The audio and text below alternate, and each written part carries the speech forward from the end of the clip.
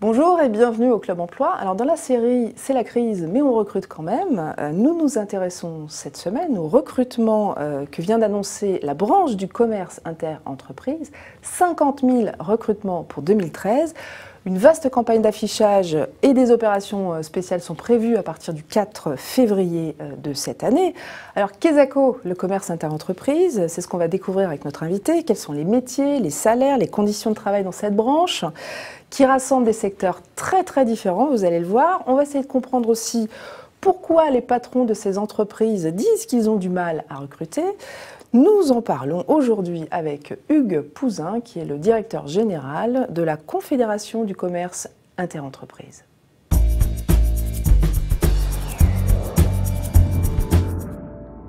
Hugues Pouzin, bonjour et bienvenue.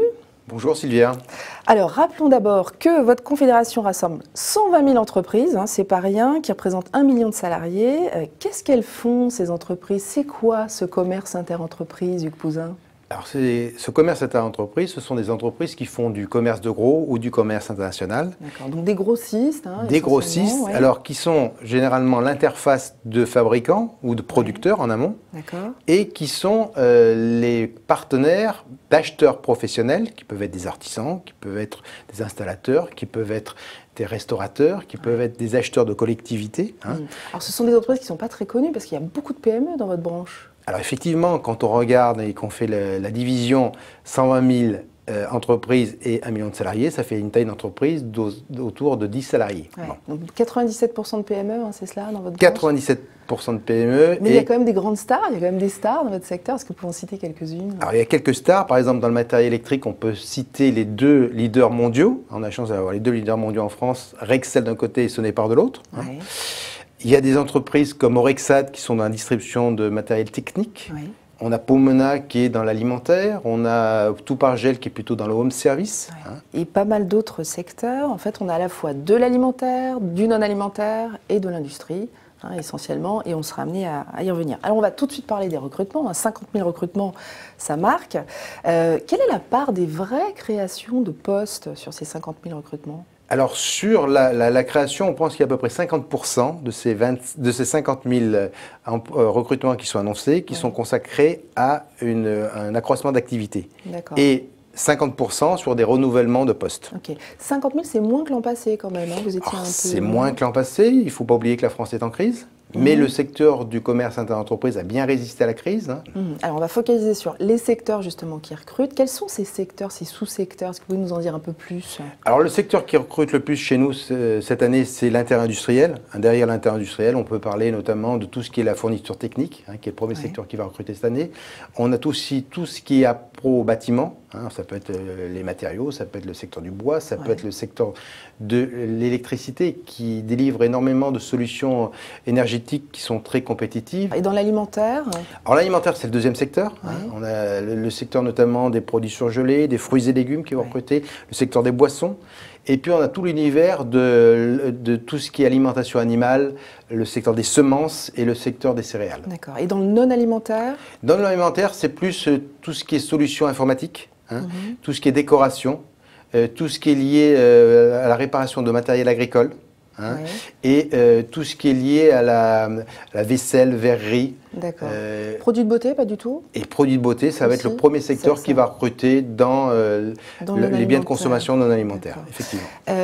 Les métiers les plus recherchés, alors on a vu les secteurs, les métiers les plus recherchés, bon, j'imagine que ce sont les commerciaux. Alors effectivement, les commerciaux, à peu près de 40%, ça représente 40% de nos effectifs. Et les métiers les plus recherchés, nous, ce sont les technico-commerciaux. Ce sont donc des personnes qui ont un minimum un BTS, voire généralement un ingénieur, et qui sont capables d'apporter à un acheteur qui est professionnel, donc qui connaît très bien le produit, d'apporter un suivi technique et d'apporter des solutions compliquées à expliquer. Donc il faut être à la fois technicien et être capable de signer des contrats commerciaux. Vous me disiez aussi des métiers de la logistique. Alors on a besoin de deux types de métiers. On a d'abord besoin de manutentionnaires qui sont dans les entrepôts qui préparent la commande. C'est stratégique, il ne faut pas se tromper de commande. Deuxième type de métier lié à la livraison pure, ce sont les chauffeurs-livreurs. Les chauffeurs-livreurs, chez nous, ce sont les derniers ambassadeurs de l'entreprise auprès du client. Vous avez besoin donc, beaucoup de... ils sont particulièrement chouchoutés. Et puis après, on a besoin de personnel d'encadrement au niveau des responsables logistiques qui vont être capables de manager ces équipes. Le taux d'encadrement dans votre secteur, est-ce que vous le connaissez? On a à peu près 25% d'encadrement. 25%, donc c'est plus que la moyenne nationale. Oui. Alors je le disais, le secteur a du mal à recruter. Est-ce que vous mesurez cette difficulté à recruter? Le dernier baromètre que nous avons eu expliquait que 25% des entreprises voulaient recruter, mais que 50% d'entre elles avaient des difficultés à recruter. Voilà, donc on est sur ce paradoxe. Alors, essayons d'expliquer pourquoi il y a ces difficultés de recrutement. Est-ce que c'est, parlons franchement, est-ce que c'est le niveau des salaires qui pêche? Alors, première idée fausse, c'est pas le niveau de salaire. On est sur un niveau de salaire relativement important. On a un taux d'horaire qui tourne aux alentours de 19,39 €. On est à peu près à 25% supérieur au commerce de détail. Donc vous payez 25% de plus en moyenne que le commerce de détail. Et sur des emplois qui sont en CDI, on l'a peut-être pas suffisamment dit. CDI. Des emplois en CDI. Bon, alors c'est pas les salaires. Et en temps plein. On ne fait pas a venir priori, les gens. c'est pas les salaires. C'est pas les salaires. Est-ce que ce sont les conditions de travail qui sont plus pénibles que dans la grande distrie, par exemple, qui est le secteur où les jeunes préféreraient travailler, peut-être? Alors, ce ne sont pas les conditions de travail. On a une étude qui prouve que les jeunes, quand ils sont rentrés dans notre entreprise, ils restent, au bout de 2 ans, 72% des jeunes y sont toujours. D'accord. Ce n'est pas le cas de l'ensemble des autres secteurs. Donc, c'est pas ça. Mais alors, c'est pas les conditions de travail. Alors, c'est essentiellement des conditions structurelles qu'on a pu analyser. C'est d'abord, on a affaire à des TPE. Et les TPE, toutes petites entreprises, ne sont pas suffisamment organisées pour recruter elles-mêmes. On a par exemple très peu d'offres spontanées d'emploi. Très peu de candidatures spontanées. Deuxième raison majeure, ce sont des entreprises qui ne sont pas forcément situées dans des zones où les particuliers vont, puisqu'on a affaire, je l'ai dit en préalable, à des grossistes qui travaillent directement avec des acheteurs professionnels. Donc ils ne vont pas spontanément dans des entreprises où les panneaux ne sont pas du tout connus. Manque de notoriété. Manque de notoriété évident. Et puis, on est sur des secteurs un peu pointus en termes de compétences. Quand on cherche un jeune qui a un BTS TC, c'est quand même particulier. Mais on cherche aussi des manutentionnaires. Oui, et vous êtes très concurrencé par d'autres secteurs comme la grande industrie, par exemple. Tout à fait. Mais on a un argument, c'est quand même le salaire et les conditions de travail. Est-ce que vous êtes sûr que les patrons qui recrutent pour ce secteur ne cherchent pas des moutons à 5 pattes? Est-ce qu'ils ne sont pas trop difficiles?